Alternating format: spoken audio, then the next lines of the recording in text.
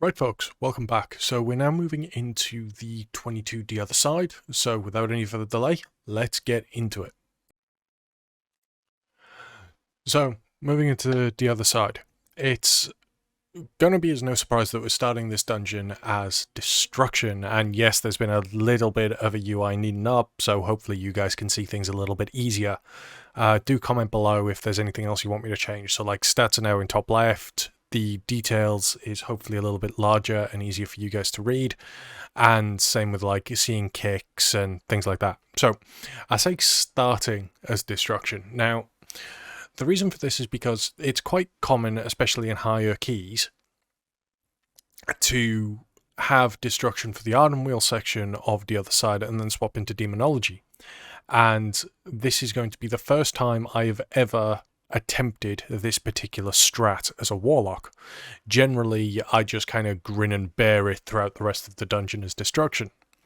Now, this does follow on from the 23 DOS that we had attempted prior, but unfortunately, we're in this situation where we don't have a consistent healer for our team, and we're just pugging healers. And unfortunately, during the 23, the healer we had was not particularly ideal. Couldn't keep us alive at all, and as a result, kind of ended up leaving the key, and it was just a ripped key. Now, you see, I gateway there, and this is a habit that came about early WoW days where pets would instinctively or end up pulling regardless of being shifted by WoW. And sometimes it just helps because that gateway will stay there until we need it later. Now, I will say that this Arden Wield is by no means a smooth Arden Wield pull, because unfortunately it is bursting and we end up with a lot of bursting stacks, and because we have a healer that can't communicate with us, we don't know the threshold that this healer can handle in terms of bursting. So we end up putting a little bit too much pressure on them. Another thing as well to note, and something that you kind of need to be wary of as Destruction Warlock, is once your AoE's out, you can't stop it. So do be wary of that, and I'm going to highlight the point at which point I just died. Not necessarily due to greeding, but due to me not really paying attention. So you can see here we're at 9 stacks going into 12 stacks of bursting. And that was just a really bad top over, and as a result, in order to survive through that Spirit Link, I also used both my health cookie and my health pot, which forced my health up and then redistributed it to everybody else. And unfortunately, it can't really be helped. Now, going back to the whole tier set expiring, that was just an example of it where I've lost, while waiting for the tank to get aggro and everything, we lost my free Rain of Fire, which kind of sucks because it would have been nice to have the extra stun here, but thankfully it's a large enough AoE pack that we can quickly rank things back up. And you can see that there's a lot going on. We've pulled a lot. This is partially down to the tank, but also we end up in this situation where like things are dying at an even rate because we have a large amount of AoE. I can't really stop what's about to happen. Now, I've Unending Resolve and Dark Pact. We try to slow things down. I put a couple of Rain of Fires out, and I'm deliberately targeting the Blade Beak. I do ass pull this larger Blade Beak that kind of kills me and finishes me off, but we had too many bursting stacks, which was the main problem, as we tried to like stand out of storming and stuff like that. The ass pull didn't help, but we end up in this situation now where we have to wait for the tank, Blaze, and our pug healer to kill this pack off. So we're going to fast forward 30 seconds. Blade Bleak is still alive and going strong on its own, and me and Raiden, we could have probably have used the gateway that I'd previously assigned to run back, but honestly, we weren't sure, and we weren't sure about how much time we were going to waste had we have done that. And so we'll fast forward another 30 seconds, and we get to the res. Now, the healer's resing us in the arse end of China, so it's easier for them because obviously it has a 100-yard range, but it does mean that we then need to set up and catch back up. So not entirely sure which bit would have been faster. Because also we're not being topped up, so this could have been a eaten food moment, and we are currently, my pause there was because we were currently discussing why we died and what the problem was.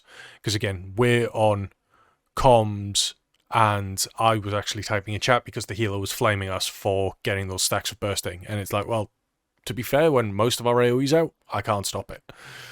It's not like I can cancel Rain of Fire midway through its duration as though it was a channel or something like that. Especially when you've got like 5 or 6 Rain of Fires out in such a large pull.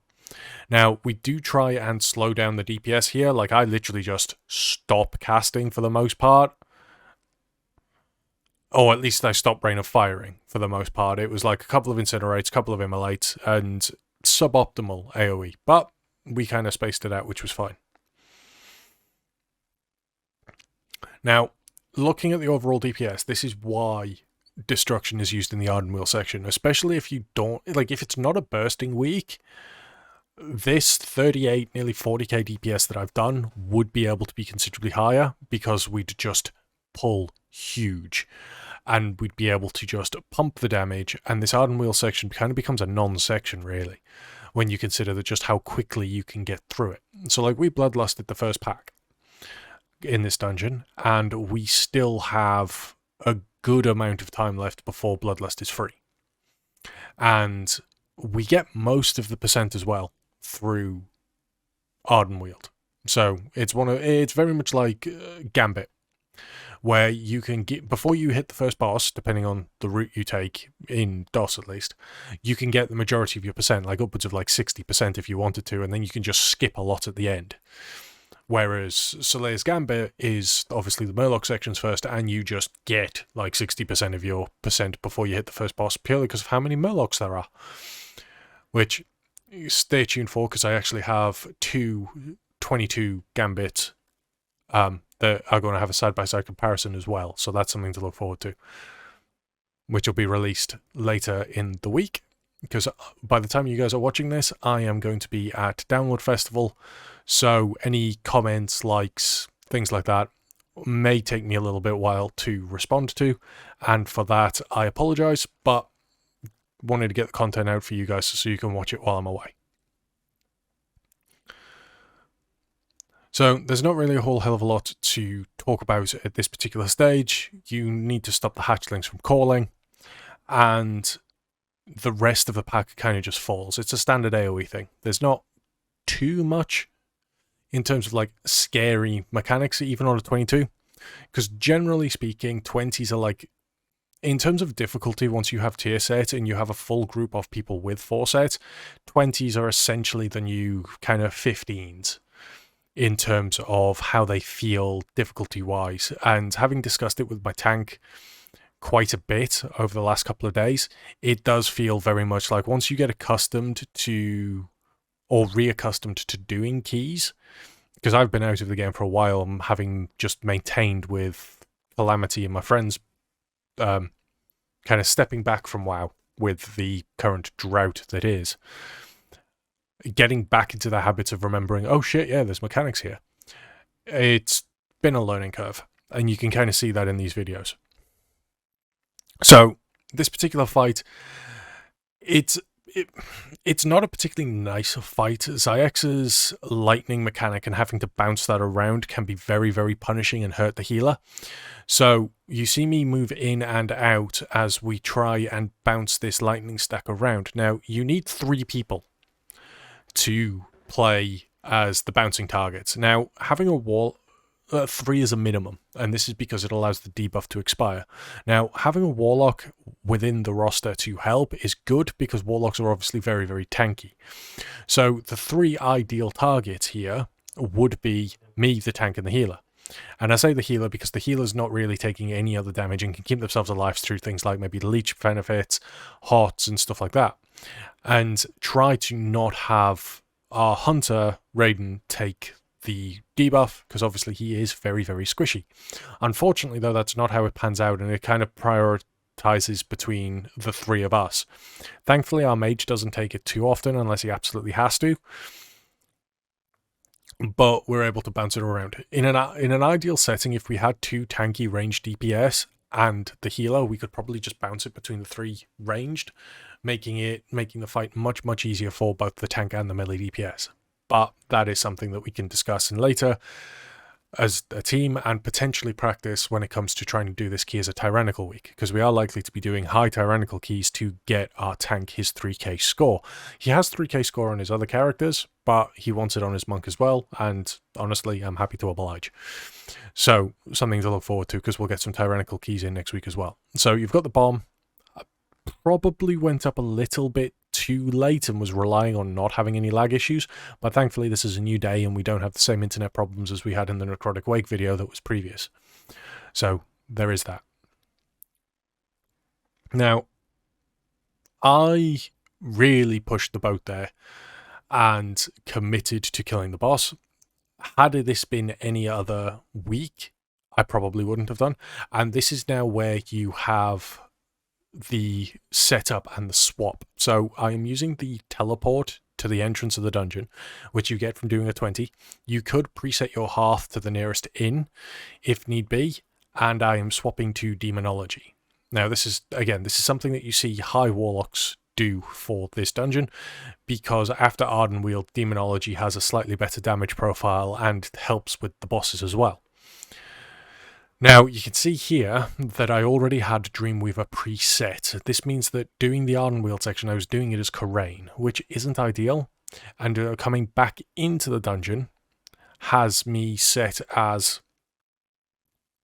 or puts me outside the Ardenweald section. And had the tank not decided to go for the pack, because we end up overpulling over the course of this dungeon, because realistically we didn't need to take these. But by taking them, I then go back to fight. Thankfully, they picked WoW up, so I become a speedy boy. I summon my Felguard as I'm running through, and I actually help take the last bit of a pack.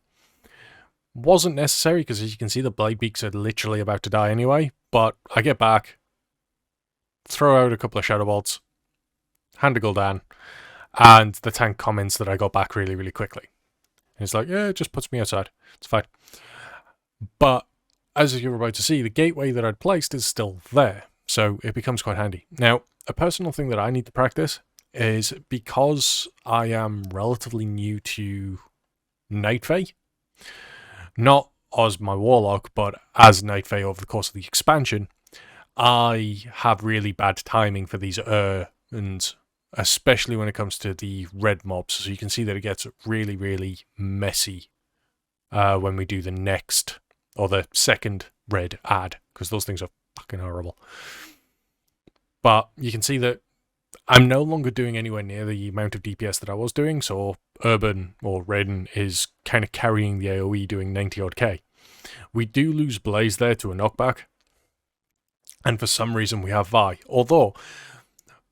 Although Vi is a misplay for this particular pack, it actually benefits us because it gives us haste going into the first red ad when we have to rely on cooldowns and CDs. Now, really fortunate there as a Demonology Warlock that my damage is shared with my pet, because I had absolutely no right surviving that. I should have died, and Pod had already been procced, so I should have eaten the dirt there, but Demonology is ridiculously tanky, and all hail. So we have Vi for 20 seconds while dealing with this, and I have that weak aura saying, wait, earn boy, because it's something that I need to practice, but I'm still not 100% sure as to timing. So there's a problem positionally that I did. I keep forgetting that with Shamans, I actually need to be stacked up with everybody else. And as a Warlock, I am relatively slow, and I am loath to use Soul Shape if I absolutely don't need to. Now, interesting fact, for those of you that don't know, and I keep forgetting this, is Rage will kill you from a mile away. You can't range it. It's not like a 40-yard range ability like Thrash used to be on the Shards of Halkias, which is never good. So it's something that I need to remember, and we've got a couple of unnecessary deaths here, 6 deaths. And we're kind of like, this might be a bit tight. We can still time it, maybe, but it's not pretty. But we need to do this dungeon because the tank needs the trinket, so we stick with it anyway. Now, because I'm not playing Destruction, we do this as a 2-pack pull. because the tank's like, do we have the DPS for this? And then kind of looking at the shaman out DPSing me for a moment is actually like, yeah, no. But it's fine. We then go into this pack, and the reason for my low DPS becomes apparent because I was banking for this section. He requested that we take woe because the idea was we were going to try and skip it and skip the entire Mechagon section in its entirety. Unfortunately, the drifter goes down a little bit too quick, partially because I'm an absolute mong, as you can see, and I actually have the drifter targeted, which wasn't the smartest move. The reason I had the drifter targeted is because of how implosion works. And implosion will do damage to your priority target, but it will do the damage based on how much energy your imps had, whereas the cleave targets take full damage as though you had full energy for your imps. So for implosions at least, it's actually beneficial to have an off target that you don't really want to damage as much and cleave onto them. The problem with that, especially where relics are concerned, is they have so little health in comparison to these two warlords. So although mechanically I was doing the right thing, in reality, or in theory I was doing the right thing by utilizing spell mechanics and how they work, the practicality of mob health meant that it wasn't great. So you can see here that we need to stop here to take out the next pack. Thankfully, we had a contingency plan for it, but we end up in another situation where, like, this Arf has nearly 5 million health. And with our AoE, our burst, and kind of just how our damage profile looks, even with priority targets not being the relics and just trying to like cleave things through, we end up with Vi, which means that we are going to have to invis pot. Thankfully, this is what Soul Shape's for, because you can Soul Shape, be in what is essentially Ghost Wolf, and then you can invis. Now, Raiden goes down because this is a very, very tight fight space, because obviously we've skipped the drill, so we don't have a lot of space to maneuver for other abilities. And Raiden does get rezzed, but this was... when we're in this particular situation, we don't want to necessarily waste combat reses when we can help it, because I am the only one that can combat res. And the healer used his Ankh there, because he went down, and that was the call where it was like, you're going to have to combat res because we need to get these down.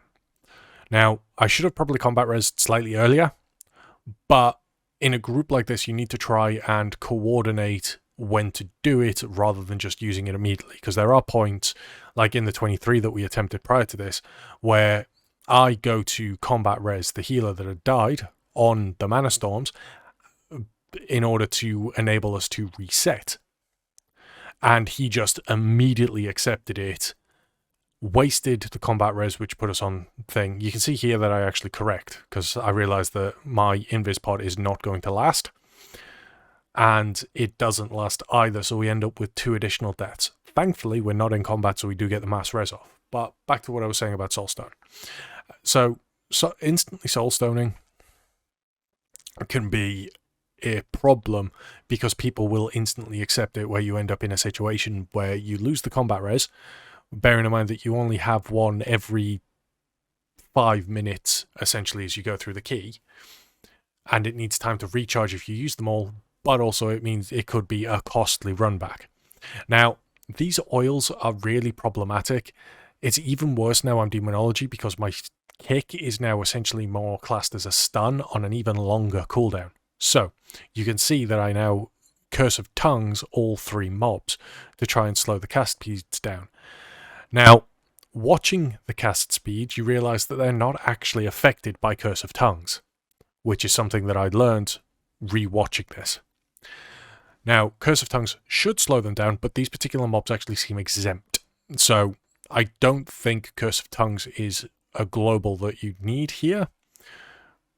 But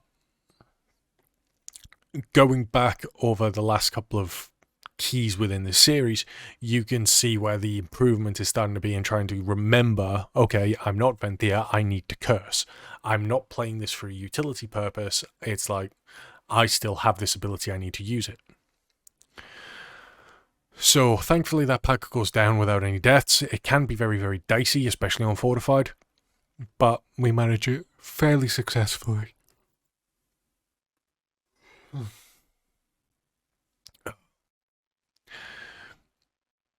Now, the DPS is alright. I am kind of being carried for the most part as a demonology at this point, but I come into my own during the boss fight, because this is kind of where demonology is stronger. So you can see that our soul rot, while we have the 4 targets up, I'm now generating my shards to go into my tyrant. I do have to move to absorb this because our hunter and tank are both like, I don't really want to be soaking these crystals because storming is a problem and they can get knocked out. You also need to move for the lasers as well. And you can see that I end up taking a lot more damage from that crystal than I'd like, because I was obviously soaking it for slightly longer than I probably should have been. But it has meant that we've been able to pump this boss, and we have Bloodlust coming up for Millie or Maleficent as we kind of like just power through Millhouse. And the DPS is fairly even at this point. So, we're about to go into our Bloodlust, because we've just broken into the minute, and I probably should have maybe looked at holding Tyrant, but given the fact that I'm using Wilfred's, because I didn't bother changing my gear, I'm probably going to have it back in time to make full use of it through Bloodlust. Now, in a situation like this, what I probably should have used in terms of legendary choice from a demonology perspective is either Grim Inquisitors or Implosive Potential. Now, I chose Wilfred's primarily because we were looking more at this from a boss perspective rather than a dungeon mob perspective. So Wilfred's felt like we'd get more use out of it, especially in situations like the Mana Storms, Hakar, and for Mazala, because we wanted to make sure that we could one-phase the encounter. But in terms of actual what you should play, Grim Inquisitors or Implosive Potential will be better over the course of a full dungeon, because you get more benefit from it. Now, there was a call there for me to take over the crystal, so that's what we did, which meant I went from one crystal expiring straight into the next so the hunter could move because he was already at 16 stacks. The rest of this fight goes pretty much without a hitch. There is a moment there where I realized that Shaman isn't going for the bomb, so I actually stepped forward out of my casting turret mode, essentially, to just summon a Legion of Imps, Tyrant, I execute the bomb, and then it just falls over, essentially. 22 Imps, which kind of causes me a moment of concern, because I have 22 Imps that are yet to expire, and I need to get past a drill.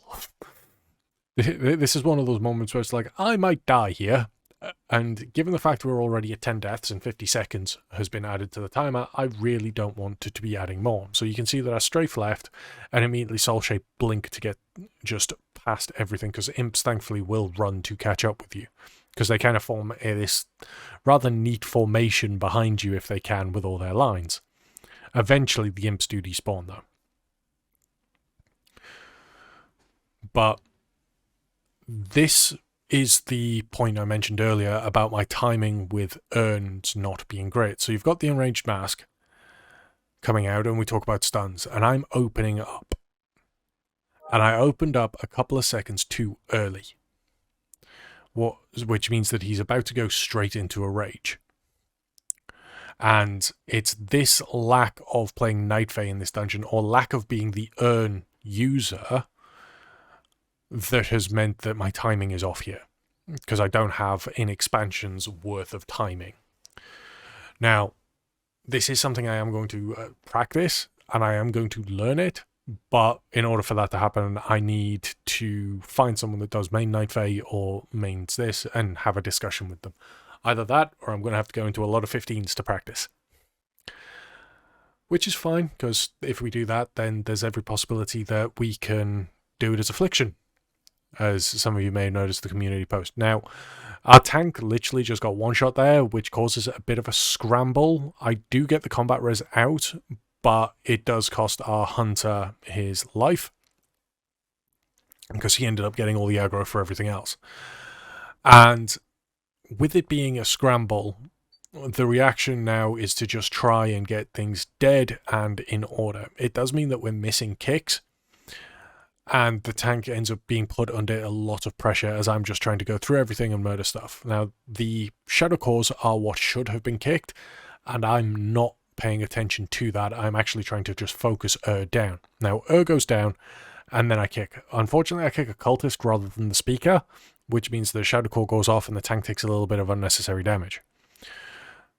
Because the scribes themselves, or the scribe cast, isn't as dangerous as the Shadow Core cast from the speaker. So a little bit of priority knowledge there for kicking. But as I said, this was a scramble pack where my reaction is more just, shit has to die. Thankfully, we did get that combat res off, and warlocks are tanky boys. But we have just under 15 minutes to do the Hakar and Muzala, and we're a little bit... This conversation goes back to we're still being caught off guard by just how much single target damage we can do. So I could probably have realistically stayed Destruction, and we would have still been in a good spot for this key. We would have actually had a little bit more CC, which meant that we won't end up in this situation that we're about to have, where it's called late that we don't have something to stop the Devoted Sacrifice. So my Shadow Fury is about to come out, but because I don't have a cancel cast macro on Shadow Fury, my Demon Bolt got off first, and I ended up in a situation where the cast got off due to, or Hakar ad spawned due to the Devoted Sacrifice cast getting off. Now, that hard casting a Demon Bolt there was really, really bad, and it's a rotational problem / keybinding problem for me, where I'm kind of just spamming buttons, and I'm a little bit rusty when it comes to demonology, having played Destruction now pretty much non-stop since 9.2 came out. Well, not quite, but close enough. It's been a few months since I last played demonology properly. So, need to get back on form. But thankfully, that was kind of the last real problem that we have in this dungeon. And even then, it wasn't really a problem, because you can use Gateway to get over the slimes. The healer did a fantastic job keeping us alive, and the damage is there. Now, you can see that the AoE damage the demonology does is still good, but this is because of the way it works. Like, these 4 mobs are stacked up close, which means that our Dreadstalkers are able to cleave bite them, and I'm generating a decent amount of imps, kind of your 6 to 9 range, and then imploding. So we're ending up in a situation where we can do a lot of burst damage. So you can see here that this pack's about to die, and I've just banked 5, or I tried to bank more, but I have 5 imps. Now, the monk's called, he's going in, we have 9 imps, we have 10 imps, Tyrant, Soul Rot, and Implosion. Because we've buffed our Tyrant with the 10 imps, we can then immediately implode them. So we've just followed out the AoE rotation, essentially, for Demo. So we'll go back 10 seconds. We'll pause it. So, actually, we'll go back a little bit further. So the pack's about to die. We have 4 mobs here. They're stacked. Hand of Gul'dan into a free Dreadstalkers. So we've got our 10 imps, which means that we procced our large malicious imp, our big purple imp. We've got 10 imps for a Tyrant, we've got Soul Rot, and everything is debuffed by our Dreadstalkers, which then allows us, because we've already have a reasonable amount of burst, we can then spike that up to 40k very quickly because of the strength of implosion, and our tyrant then priority targets the Hexa and kind of just starts melting things through. So Demonology is still capable of these really big burst windows, you just kind of need to prep for them ahead of time. So in an ideal situation, because we have 20 imps, or we briefly touched on 20 imps just as they were about to expire, had we been playing a more aggressive key, or wanted to take this Hexa into the next pack, we could have imploded 20 imps there. Or we'll say 16 imps. And it's being able to chain that is what will give your demo its AoE potential consistently. And where you can have your implosive potential, because you've got to remember that you'd be getting upwards of about 75% haste at that level going into this. So I used the urn. I have 7 imps, Dreadstalkers, and just an implode to get the damage out before they expired. But we're going to ramp back up, and the rotation is fairly straightforward. I do cover it in my demo guide, so I'll stop harping on about it. But this pack isn't really anything to write home about. An interesting thing to note, apparently, with the Hexas, though, is they only apparently start casting Chain Heal when they reach 40% health. So in certain weeks, Inspiring, for example, being a really good example, it might actually be worth just leaving it the hell alone until everything else is dead or near death and actually killing it last. And by leaving it the hell alone, I mean just don't let it break the 40% health rule. So you can cleave onto it, but it will not be your priority target to kill until everything else is near death. And then you can kill it. So these go down without a problem. I do set up a gateway to help cover the distance, because obviously I'm stood really, really far back. And we just leave that gateway there because it's going to help after her car. So we don't need to worry about that. Now, her car fight itself does cause a few problems in that people aren't necessarily sure how the blood shield works in terms of destroying the ads.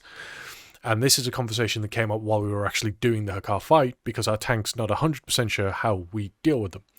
Because originally back in Season 1, you had to kill the Hakar ads as close to the shield going off as possible, because Blood Barrier goes off the amount of health that the car mobs have.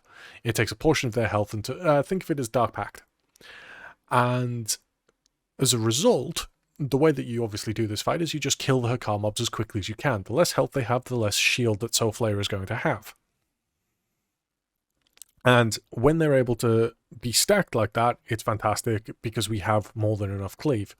The problem comes when they start targeting other people, because you can see that both me, the mage, and the healer are all stood out in the sticks, which means that we have to use Ring of Peace to get it close enough to be able to cleave Soulflayer and deal with the ad at the same time.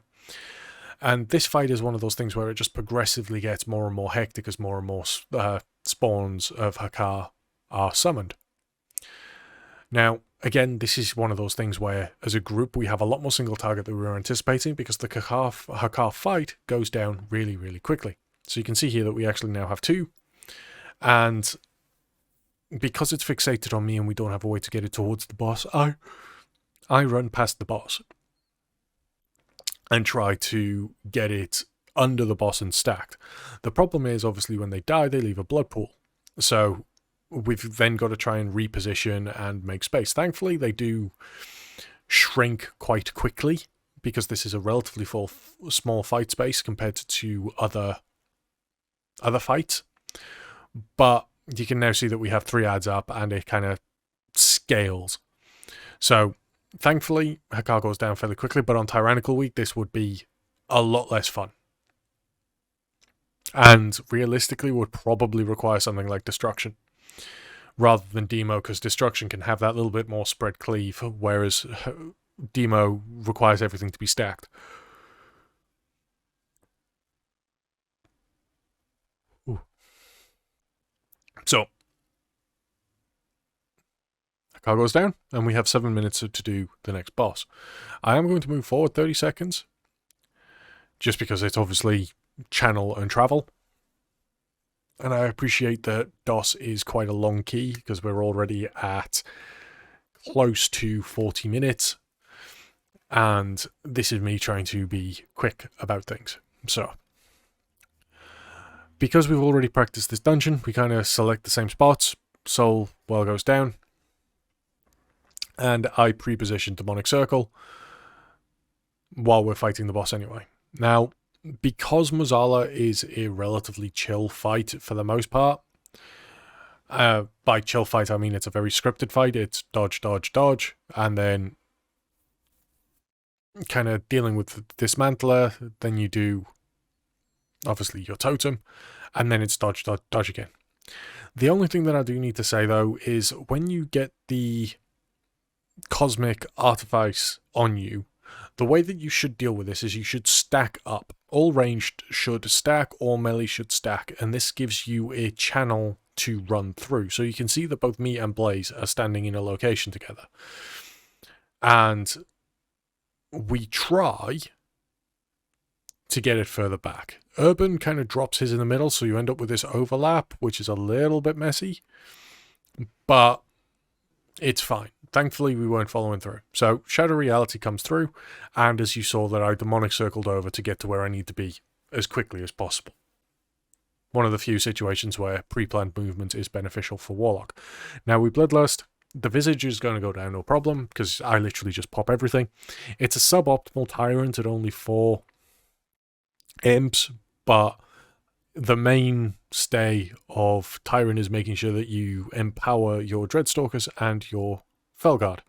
Now, I probably popped way too much in hindsight. Or, more accurately, probably not at a difficulty yet where Demonology is required for Muzala. Because Destruction struggles with Muzala slightly, because on the 19 DOS we did the other night, the night prior to this particular key, we ended up just timing it in terms of beating the coalescing mechanic and being sent back to the platform to fight Muzala as a Destruction Warlock.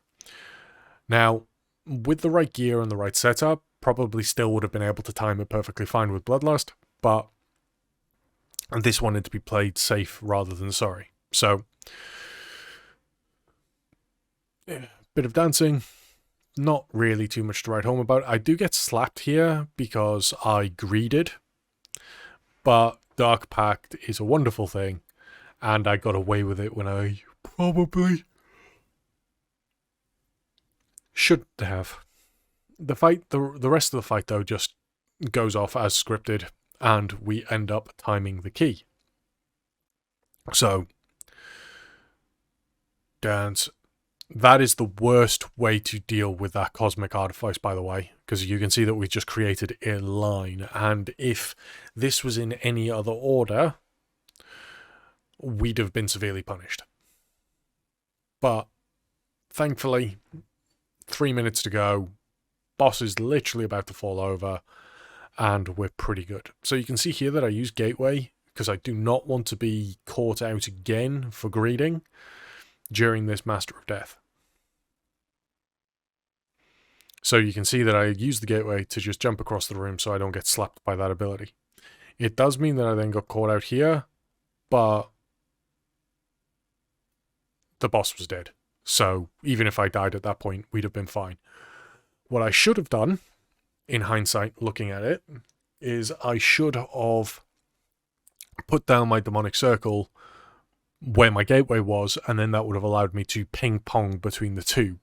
Because I should have been paying attention to the order of Master of Death. He'd already done the front slam, then he was targeting me, which meant that where I landed was then going to be the final location, and I didn't have Soul Shaper back yet, because as you saw at the end of the key there, once we timed it, I still had 4 seconds left on the ability.